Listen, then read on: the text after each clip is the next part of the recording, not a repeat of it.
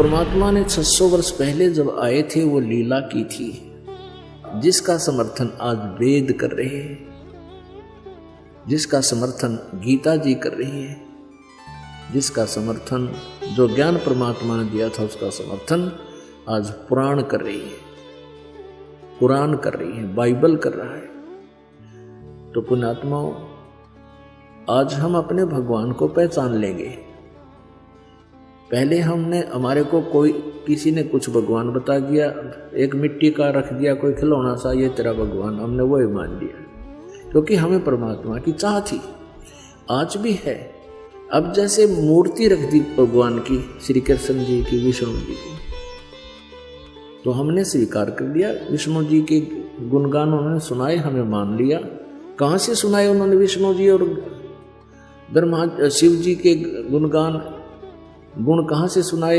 विष्णु पुराण से विष्णु जी के, शिव पुराण से शिव जी के। मूर्ति बुरी नहीं, मूर्ति की पूजा गलत है, मूर्ति का होना अनिवार्य है। मूर्ति से हमें प्रेरणा मिलती है। जैसे हम किसी सूरवीर की मूर्ति देखते हैं, चित्र देखते हैं, और उनके गुणों से हम परिचित होते ही हैं, तो गुणों से परिचित होने से उसकी मूर्ति देखते ही हमारे अंदर भी वैसा ही भाव बन जाता है।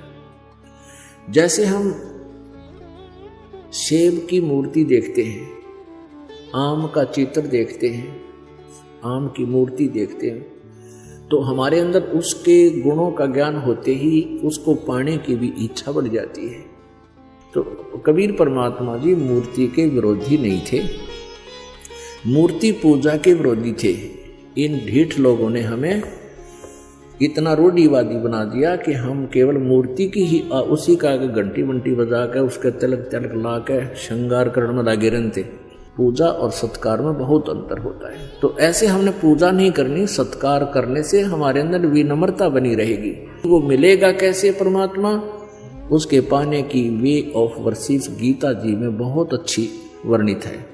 जैसे गीता जी अध्याय नंबर 8 के श्लोक नंबर 13 में कहा, गीता ज्ञान दाता ब्रह्म कहता है मेरी पूजा करनी है, मेरा केवल एक ओम मंत्र है, बस, नथिंग एल्स।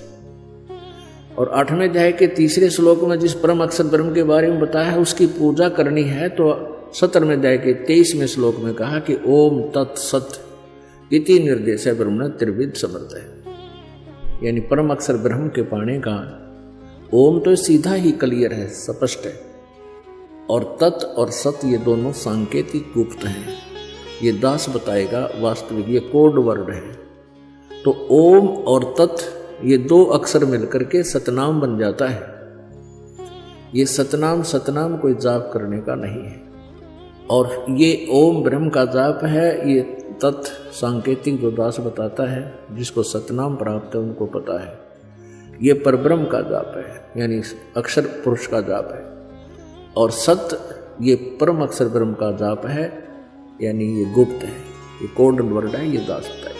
मूर्ति से कोई लाभ नहीं होगा, हमने उस परमात्मा को पाना है जिसकी हम खोज कर रहे हैं, जिससे हमें पूर्ण लाभ होगा।